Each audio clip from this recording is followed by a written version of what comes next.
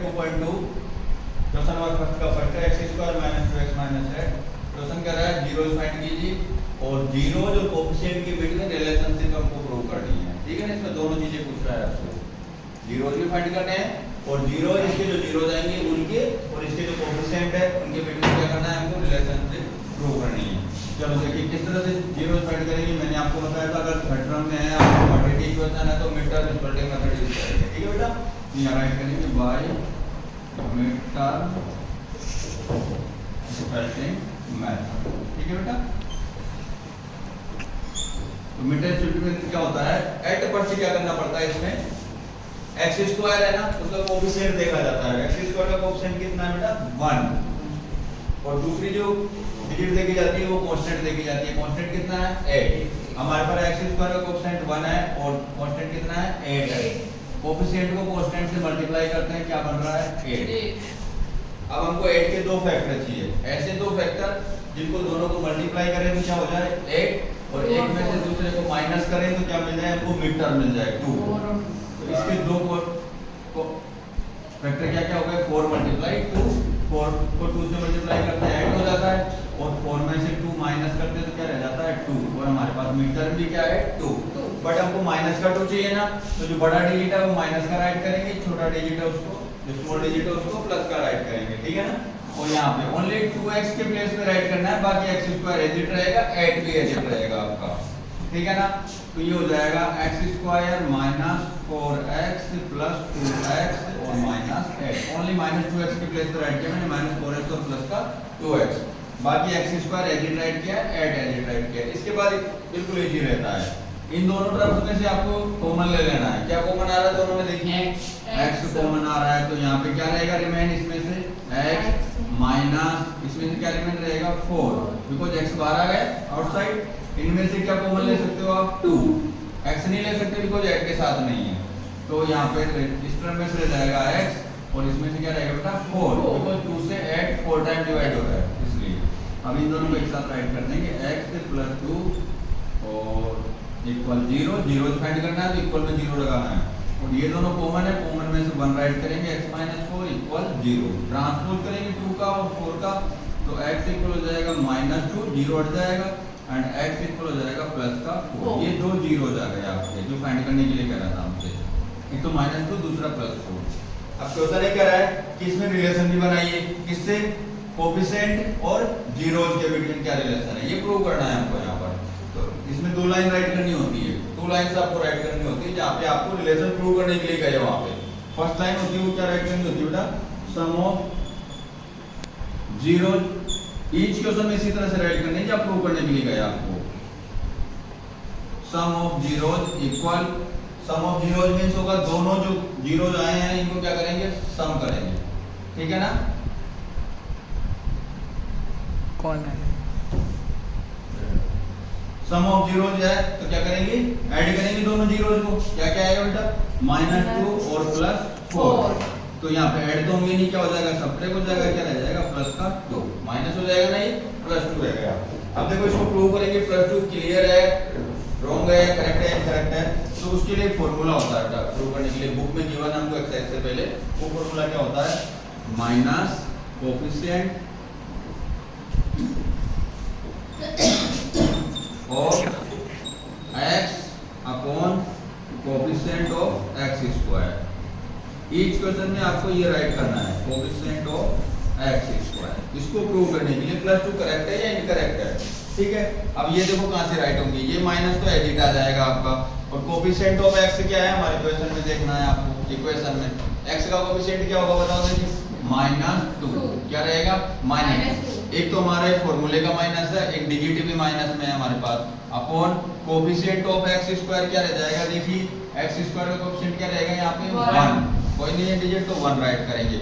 Minus minus multiply होकर क्या हो गया प्लस का 2 अपॉन 1, ये इसको हम प्लस का 2 भी राइट कर सकते हैं। देखो दोनों डिजिट बिल्कुल इक्वल हो गए, प्रूव हो गया ये। ठीक है, मैंने कहा था 2 लाइन राइट करनी है, फर्स्ट लाइन होगी सम ऑफ जीरो और सेकंड लाइन जो होगी आपकी वो क्या होगी product of zero, product of zero. Sir ये प्रोडक्ट ऑफ जीरो हर क्वेश्चन में करना होगा। यस, इस क्वेश्चन में जहां पे आपसे कहे कि प्रूव कीजिए कि इसकी कोफिशिएंट जीरोज के बिटवीन रिलेशनशिप। वहां पे अगर एग्जाम में आपको रिलेशनशिप प्रूव करने के लिए कहता है तो आपको आगे वाला स्टेप ये करना है। अगर प्रूव करने के लिए नहीं कहता है, ओनली जीरोज फाइंड करने के लिए कहता है, तो फिर आपको सिर्फ यहां तक ही करना है, क्वेश्चन आगे नहीं करना है, ठीक है ना। चलो, प्रोडक्ट ऑफ जीरोज मींस होता है मल्टीप्लाई, दोनों जीरोज को मल्टीप्लाई करेंगे। फर्स्ट था हमारा -2 मल्टीप्लाई सेकंड क्या था 4, कितना हो जाएगा बेटा -8, 4 2 जा 8। अब ये -8 करेक्ट है या इनकरेक्ट है, इसको प्रूव करने के लिए हम एक और फार्मूला राइट करेंगे यहाँ पे, जो आपके बुक में राइट हो रहा है। क्या होता है बेटा,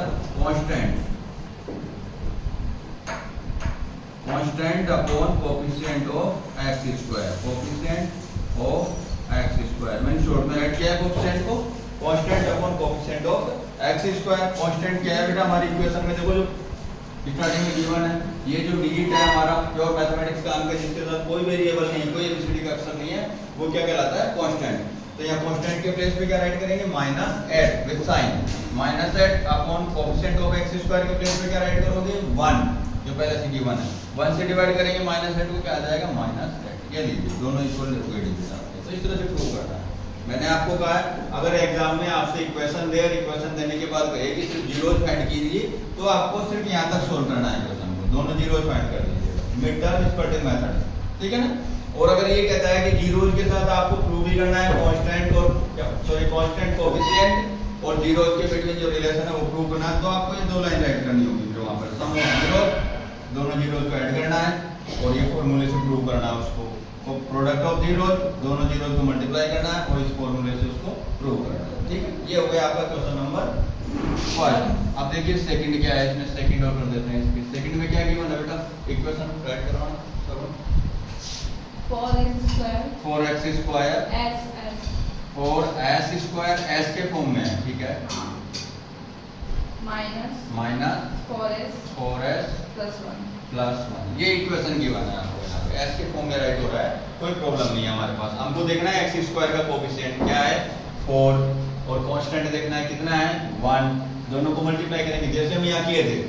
x स्क्वायर का कोएफिशिएंट 1 और कांस्टेंट कितना था 8, दोनों को मल्टीप्लाई किए थे, तो यहाँ 4 और 1 को मल्टीप्लाई करेंगे, क्या आ रहा है 4 के ऐसे दो फैक्टर देखना है हमको, दोनों को मल्टीप्लाई करें तो क्या बन जाए 4 और दोनों को ऐड करें तो क्या बन जाए 4।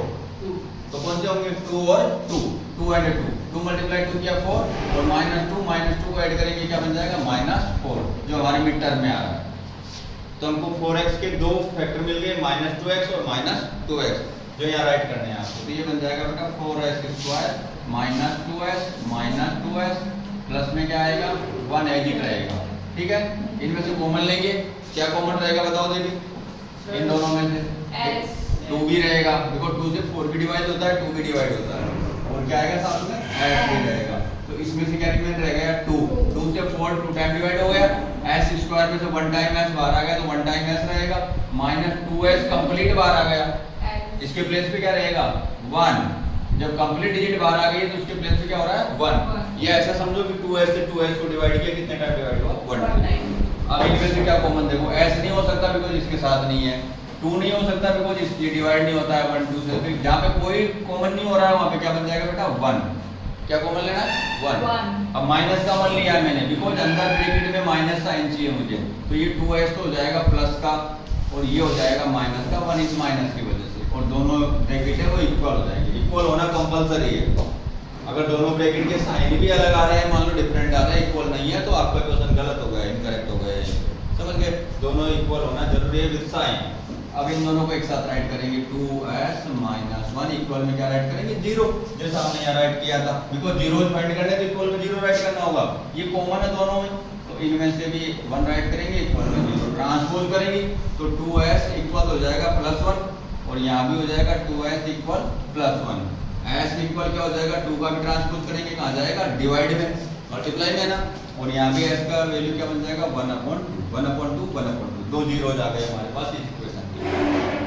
अब वही रिलेशनशिप देखिए प्रूव करनी है हमको, तो दोनों लाइन राइट करनी है सेम एज इट देखनी है, बिल्कुल ऐसे कैसे राइट करनी है। फर्स्ट लाइन आपकी बनेगी क्या बेटा, सम ऑफ जीरोज,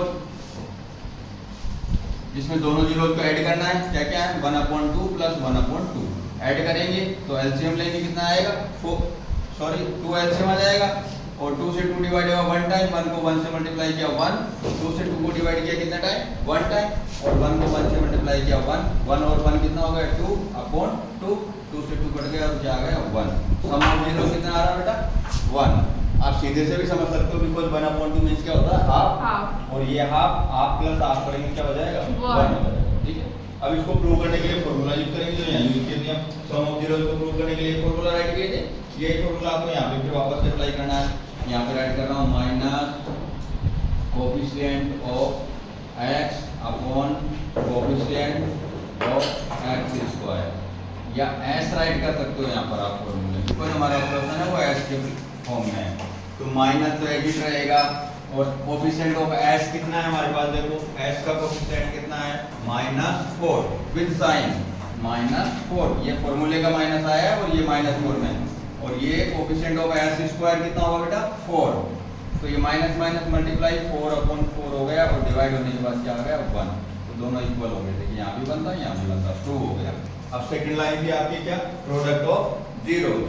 चलो ये लाइन में प्रूव कर देते हैं। यहाँ पे प्रोडक्ट ऑफ जीरो, दोनों जीरोज को मल्टीप्लाई करेंगे, दोनों क्या क्या है जीरोज हमारे 1 अपॉन 2 मल्टीप्लाई 1 अपॉन 2, तो 1 मल्टीप्लाई 1 तो 1 हो गया, 2 मल्टीप्लाई 2 कितना हो गया बेटा 4 हो गया, 1 अपॉन 4 आ गया।